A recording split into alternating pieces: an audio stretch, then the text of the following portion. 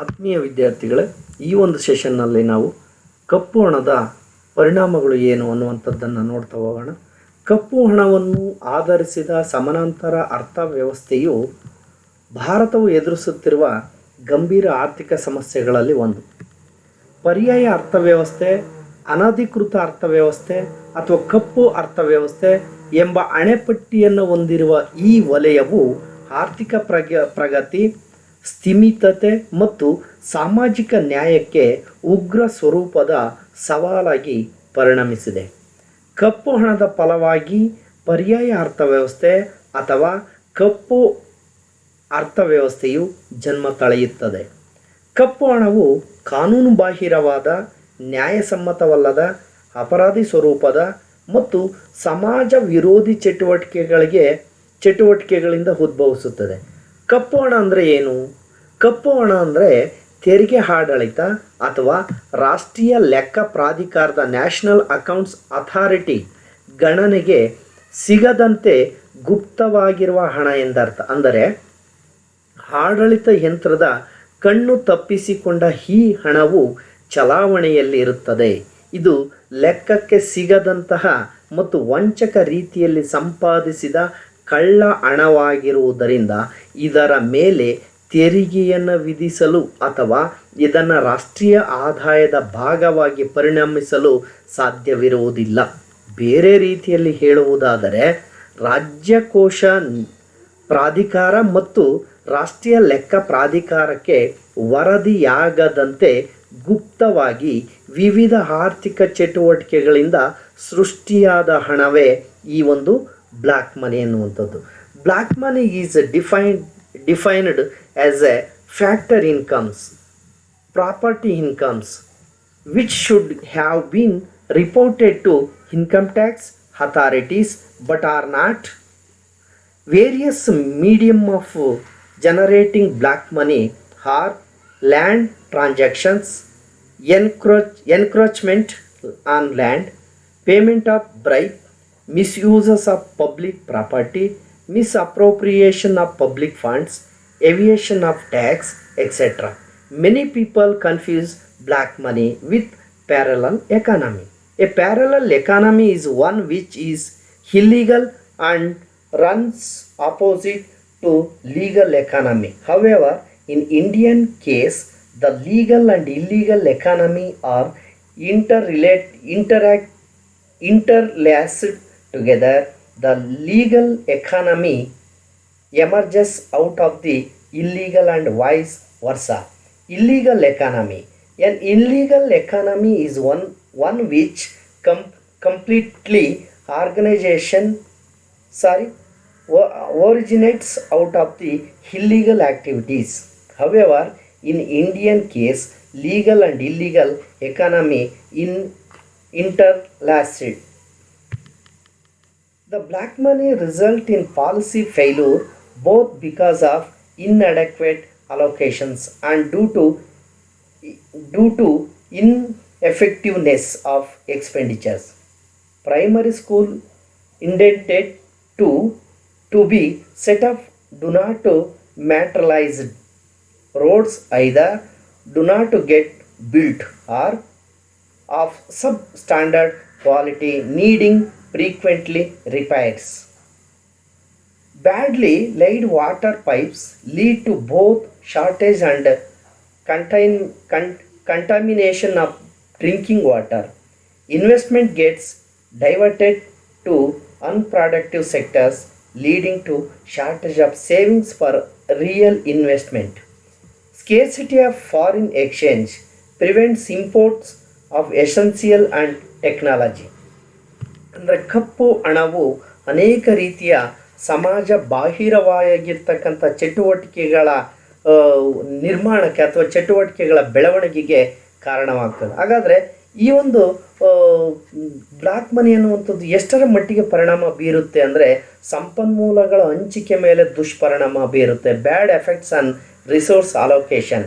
ಕಪ್ಪು ಹಣವು ಉತ್ಪಾದನಾ ವ್ಯವಸ್ಥೆಯ ದಕ್ಷತೆ ಮತ್ತು ಸಂಪನ್ಮೂಲಗಳ ಹಂಚಿಕೆ ಮೇಲೆ ಮಾರಕವಾಗಿರ್ತಕ್ಕಂಥ ಪರಿಣಾಮಗಳನ್ನು ಬೀರುತ್ತದೆ. ಕಪ್ಪು ಹಣವನ್ನು ಸುಖವಿಲಾಸಿ ಅನುಭೋಗ ವಜ್ರ ವೈಢೂರ್ಯಗಳ ಖರೀದಿ, ಅಗಾಧ ಮೌಲ್ಯದ ಕಟ್ಟಡಗಳ ನಿರ್ಮಾಣ, ಅಗಾಧ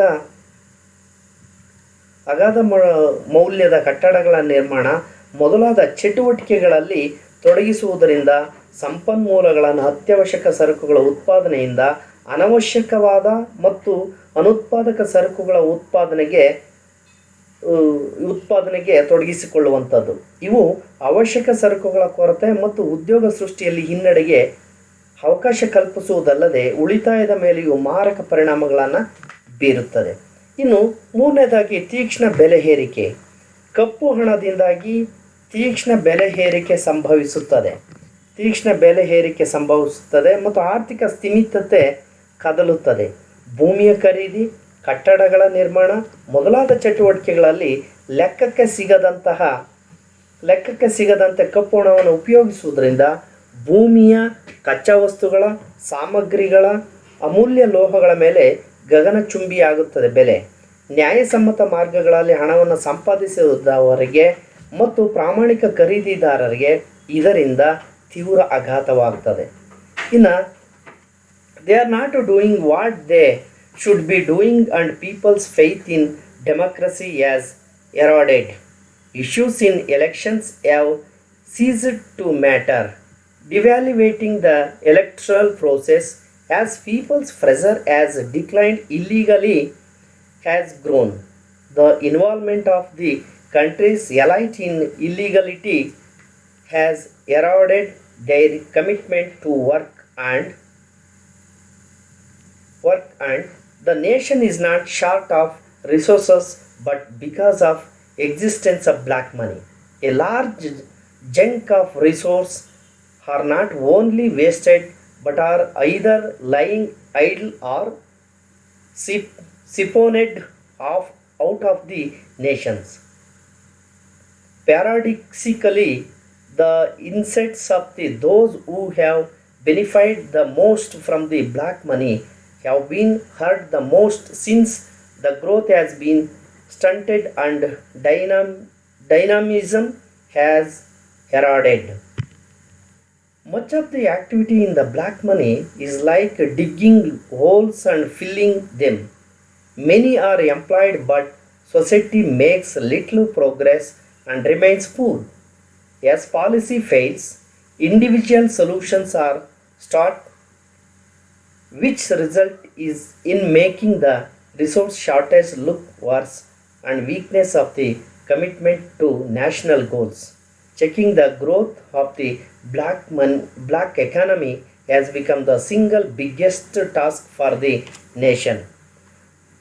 ಸೊ ತೀಕ್ಷ್ಣವಾಗಿರ್ತಕ್ಕಂಥ ಬೆಲೆ ಏರಿಕೆ ಆಗುತ್ತೆ ಅಂತೇಳಿ ಹೇಳಿದೆ. ಸೊ ಅದೇ ರೀತಿಯಾಗಿ ವಿದೇಶಿ ಸಂದಾಯ ಸಿಲ್ಕಿನ ಮೇಲೆ ಈ ಒಂದು ಕಪ್ಪು ಹಣ ಅನ್ನುವಂಥದ್ದು ಕೆಟ್ಟ ಪರಿಣಾಮಗಳನ್ನು ಬೀರುತ್ತೆ.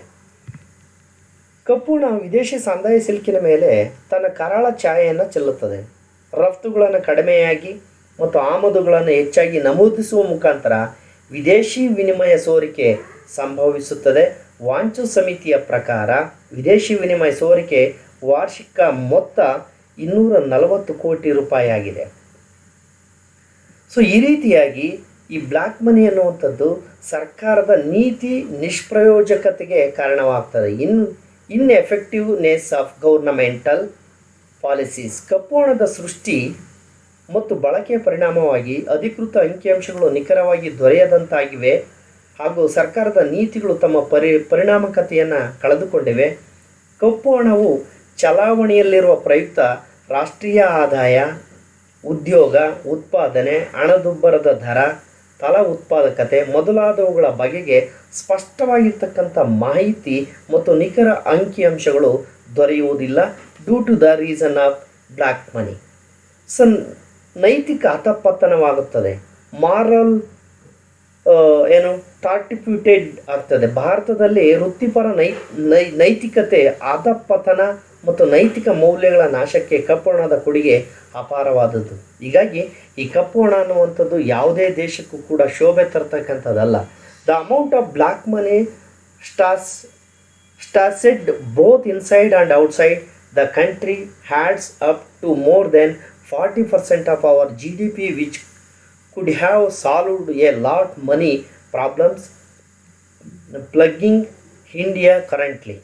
Hence, a more concerted effort is needed on the part of the government as well as the citizens of the country to put pressure on the tax haven countries to release information on these black accounts which can be brought black or our country. Thank you.